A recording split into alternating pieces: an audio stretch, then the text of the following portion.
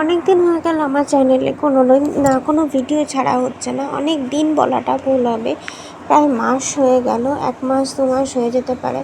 আসলে বলতে পারো আমার মনটা কিছুটা জাস্ট ভেঙেই গিয়েছিল। প্রত্যেক দিন ভিডিও পোস্ট করার পরও আমার না ভিউজ না সাবস্ক্রাইব কোনো কিছুই বাড়ছে না।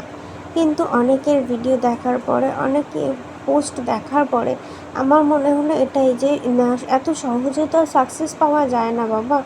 একটু সাকসেস পেতে গেলে আগে তো পরিশ্রম করতে হবে, কষ্ট করতে হবে, প্রত্যেক দিন ভিডিও করতে হবে। এত তাড়াতাড়ি হাল ছাড়লে তো আর হবে না। যার জন্য আমি ভাবলাম আবার তোমাদের সাথে আমি ভিডিও শেয়ার করব, আবার তোমাদের সাথে বন্ধুত্ব করার চেষ্টা করব। আর এবারে আমি কন্টিনিউ ভিডিও করে যাব, বন্ধ করব না। আর শুধুমাত্র তোমাদের সাপোর্টের আশা করছি। তোমরা একটু আমাকে সাপোর্ট করো প্লিজ। তা আজকে আমি তোমাদের সাথে যেটা দেখাতে চলেছি সেটা হচ্ছে কি আজকে আমি কি রান্না করছি। তো এখানে তোমরা দেখলে যে আমি আলু ভাজার আলু কেটে নিলাম আর কলাই আলু দিয়ে নুন হলুদ দিয়ে নেড়ে চেড়ে ভাজা করতে বসিয়ে দিলাম। আর এদিকে এখন আমি একটু পেঁপে কেটে নিচ্ছি। এখন আমি পেঁপে আর ভেন্ডি সেদ্ধ করতে দেবো।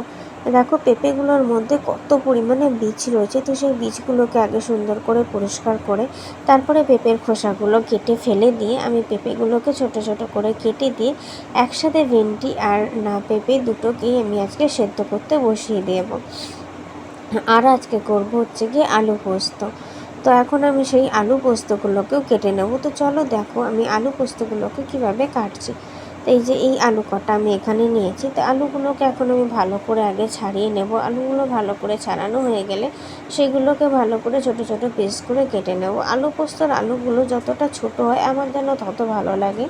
আলু পোস্তর আলু বেশি একটা বড় আমি ঠিক পছন্দ করি না। আর একদমই সাদা আলু পোস্ত আমরা ভালো খাই। আলু পোস্তর মধ্যে একটু হলুদ বা লঙ্কার গুঁড়ো কিছুই দিই না, জাস্ট একটু পোস্ত আর কাঁচা লঙ্কা দিয়ে সুন্দর করে নুন দিয়ে পেস্ট করেই সেটাকে দিয়ে আমি পোস্তটা রান্না করে থাকি। একেবারেই আমি লঙ্কার গুঁড়ো হলুদ কোনো কিছুই ইউজ করি না, বা পেঁয়াজটাও দিই না। অনেকেই আছে পেঁয়াজ ফোড়ন দিয়ে পোস্ত রান্না করে, কিন্তু আমি নিরামিষের দিনই পোস্তটা করে থাকি, তাই পেঁয়াজটা আমার দেওয়া হয় না। তো এখন আমি কড়াইতে পোস্তর আলু বসিয়ে দিয়েছি, আলু ভাজার কড়াইতে একটু নুন দিয়ে ভাজা ভাজা হচ্ছে। এখানে আমি এখন পোস্তটা পেস্ট করব বলে পোস্ত নিয়ে নিয়েছি আর বেশ কিছুটা কাঁচা লঙ্কা নিয়েছি, কারণ পোস্ত একটু ঝাল ঝাল না হলে সেই টেস্ট হয় না। তাই মোটামুটি 9-10টা মতন কাঁচা লঙ্কা নিয়ে নিয়েছি। আর সেই পোস্তটা এখন আমি আলুর মধ্যে দিয়ে দিলাম। আলুটা হালকা সেদ্ধ হয়ে এসছে, তার মধ্যে আমি পোস্তটা দিয়ে দিলাম। আর মিক্সির বাটিটা ধুয়ে সেই পোস্ত বাটার জলটাও আমি এর মধ্যে দিয়ে দিলাম। এবার ভালো করে কষিয়ে নেব। ভালো করে একটু কষিয়ে নিয়ে তারপরে আমি জল দিয়ে দেবো। জল দিয়ে ভালো করে ফুটলে আর যখন পুরো সেদ্ধ হয়ে যাবে তখন আমি পোস্তটা নামিয়ে দেবো।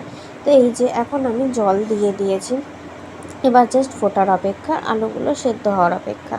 তো তোমরা দেখতে থাকো। আর এই দেখো পোস্তটা খুব সুন্দরভাবে ফুটে উঠেছে আর খুব সুন্দর কালারও হয়েছে। এখন দেখো আমার মেয়ে আর আমার হাজব্যান্ড দুজনেই ঘুমাচ্ছে। তো মেয়েকেও দেখো এখন খাওয়াতে হবে, তার আগে আমি ওর টিফিনটা রেডি করে দিচ্ছি। এখানে করে দিয়েছি যে প্রথমেই করেছিলাম ভেন্ডি পেঁপে সেদ্ধ, আলু ভাজা, পোস্ত আর ভাত, এইগুলো আমি প্যাক করে দিলাম। এবার ওকে আমি ডেকে দিয়ে এগুলো ওকে দিয়ে